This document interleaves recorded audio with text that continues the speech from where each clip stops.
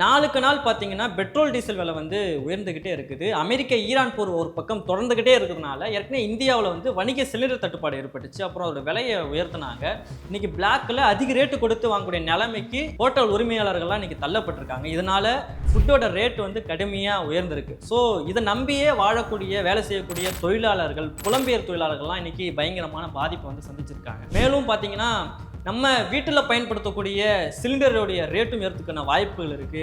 அதோடைய தட்டுப்பாடு ஏற்படுறதுக்கான வாய்ப்புகளுமே இப்போ இந்த சூழல் வந்து நிலவிக்கிட்டு இருக்கு. இந்த சமயத்தில் பார்த்தீங்கன்னா மக்கள் மத்தியில் ஒரு பிரச்சாரத்தை வந்து ஸ்ப்ரெட் பண்ணிக்கிட்டே இருக்காங்க. என்னன்னா, முன்னெல்லாம் நம்ம வந்து எல்பிஜி கேஸை பயன்படுத்தியா சமைச்சிக்கிட்டு இருந்தோம், விறகடுப்பில் தானே சமைச்சிக்கிட்டு இருந்தோம், பழைய மாதிரி விறகடுப்பில் மாறிக்கலாம்ல அப்படின்னு ஒரு விஷயத்த சொல்கிறாங்க. நாம இந்த பெட்ரோல் டீசல் விலை உயர்றதுனால இப்போ நெருக்கடியை சந்திக்கிறதுனால பழைய நிலைமைக்கு மாறுறது வந்து இந்த ஜென்ரேஷனுக்கு வந்து செட் ஆகும். அடுத்து இன்னொரு விஷயம் என்னன்னா, எங்கேயோ போர் நடக்குது, இங்கே பெட்ரோல் டீசல் விலை வந்து உயருது, இதுக்கும் மோடிக்கு என்ன சம்பந்தம், ஏன் மோடியை கேள்வி கேட்குறீங்க அப்படின்னு ஒரு விஷயத்த சொல்றாங்க. உண்மையிலேயே போர் நடக்கிறதுனால மட்டும்தான் இன்னைக்கு பெட்ரோல் டீசல் விலை உயர்தா, இதுக்கும் மோடிக்கு எந்த சம்பந்தமும் இல்லையா என்ற பல்வேறு கேள்விகளையும் சந்தேகம் தான் இன்னைக்கு தீர்க்க போறோம். Welcome to dialogue Tamil and நான் நிர்மல்.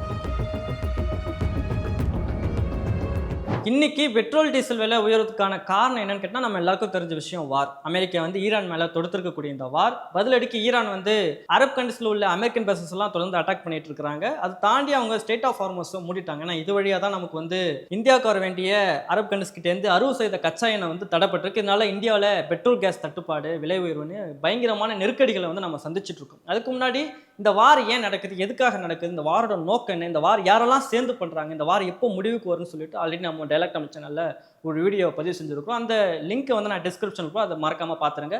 அதுல நமக்கு ஒரு கிளாரிஃபிகேஷன் வந்துடும் அப்படின்றது. இன்னைக்கு பெட்ரோல் டீசல் விலை உயரத்துக்கு போர் ஒரு காரணமா இருக்கு. இதுக்கு முன்னாடி மோடி ஆட்சிக்கு வரதுக்கு முன்னாடி ஒரு லிட்டர் பெட்ரோல் வந்து 72 ரூபா இருந்துச்சு. மோடி ஆட்சிக்கு வந்த பிறகு டக்குன்னு செஞ்சுரி அடிச்சிருச்சு. அப்புறம் 2 ரூபா குறையுமே தவிர பழைய நிலைமைக்கு மாறின விஷயமே அங்க இல்லை. அப்ப தாண்டி தான் போயிட்டு இருந்துச்சு. இன்னைக்கு போர் காரணமா 108 ரூபா வரைக்கும் நெருங்கிடுச்சு பெட்ரோலோட விலை.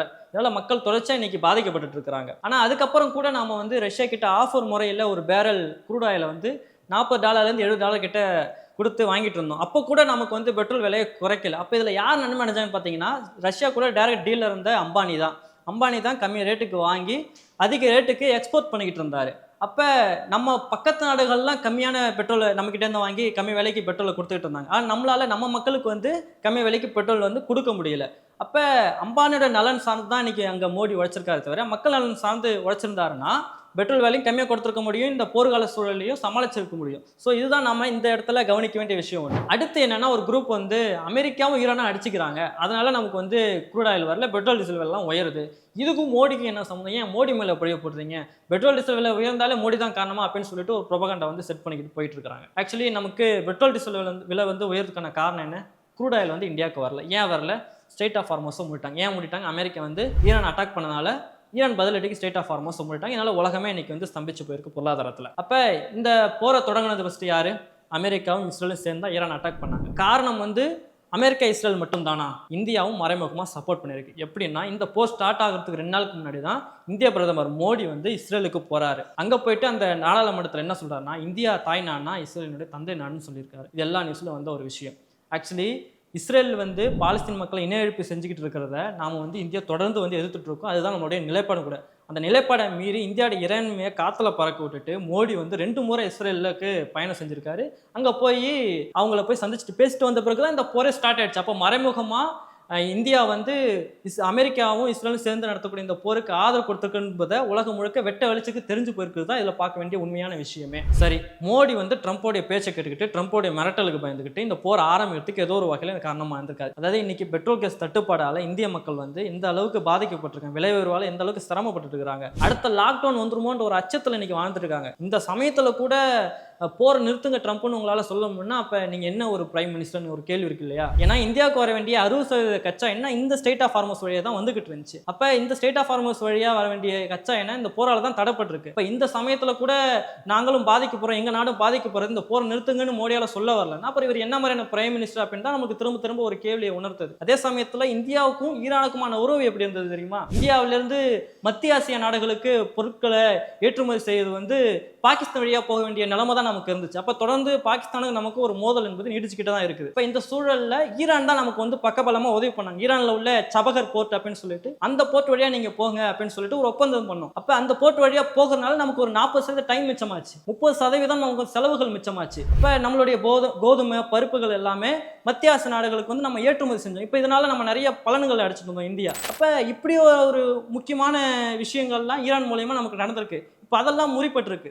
அப்ப இந்தியாவுடைய ஒரு மதிப்பே காத்துல பறக்குற வேலைக்கு வந்து இன்னைக்கு மோடி செஞ்சிருக்கிறாரு. சரி, இதை கூட விடுங்க. ஸ்ட்ரெயிட் ஆஃப் ஹார்மோஸ் வழியா வர வேண்டிய 60% கச்சா எண்ணெய் நமக்கு வரல, சரி போனா போதுன்னு விட்டுருங்க. ஏன் 40% கச்சா எண்ணெய் நம்ம ரஷ்யா கிட்ட இருந்து வாங்கிட்டு இருந்தோம்ல, அதையாவது ஒழுங்கா வாங்கிட்டு இருக்கலாம்ல. ஒரு பேரல் க்ரூட் ஆயில வந்து $40 to $60 நமக்கு ஆஃபர்ல கொடுத்துட்டு வந்தாங்கல்ல, அதையாவது ஒழுங்கா வாங்கிட்டு இருக்கலாம். அப்ப கூட ட்ரம்ப் பேச்சு கேட்டுக்கிட்டு அந்த ஆயிலையும் வாங்குறத நம்ம நிறுத்தணும். அப்ப திடீர்னு வாங்குன்னு சொல்லும்போது நம்ம திடீர்னு வாங்கும்போது நீங்க நினைச்சா வாங்குவீங்க, நினைச்சா வாங்க மாட்டீங்கன்னா நாங்க ஆஃபர்லாம் கொடுக்க முடியாது, இனிமேல் ஒரு பேரல் க்ரூட் ஆயில் வந்து $108 அப்படின்னு சொல்லி ரஷ்யா அறிவிச்சிருச்சு. ஸோ மோடி வந்து ட்ரம்ப் பேச்சை கேட்டதுனால ஸ்ட்ரெயிட் ஆஃப் ஹார்மோஸ் வழியா வர வேண்டிய 60% கச்சா எண்ணெயும் வரல. ரஷ்யா கிட்ட இருந்து ஆஃபர் முறையில் 40% கச்சா எண்ணெய் வாங்கிட்டு வந்தோம், அதுவும் நின்று போச்சு. சரி, உங்க நண்பர் ட்ரம்ப் அது ஹெல்ப் பண்ணுவார்னு பார்த்தா நமக்கு தேவையான 100% கச்சா எண்ணெயில் 1-7% தான் அமெரிக்கிட்ட வந்து கிடைக்குது. அதுவும் சல்ஃபர் கலந்த ஆயிலா இருக்கிறதுனால சுத்திகரிக்கிறதுக்கான எக்யூப்மெண்ட்ஸும் நம்ம கிட்ட கிடையாது. அதை வந்து நம்ம யூஸ் பண்ணா நம்மளுடைய எக்யூப்மெண்ட்ஸ்லாம் பழுதாகிடும். அது மட்டும் இல்லாமல் அந்த ஆயிலை இந்தியாவுக்கு கொண்டு வரக்கூடிய டிஸ்டன்ஸும் ரொம்ப தூரம். ஸோ எல்லா வகையிலுமே இது வந்து நமக்கு பாதகமாக தான் அமைஞ்சிருக்கு அமெரிக்காவில்.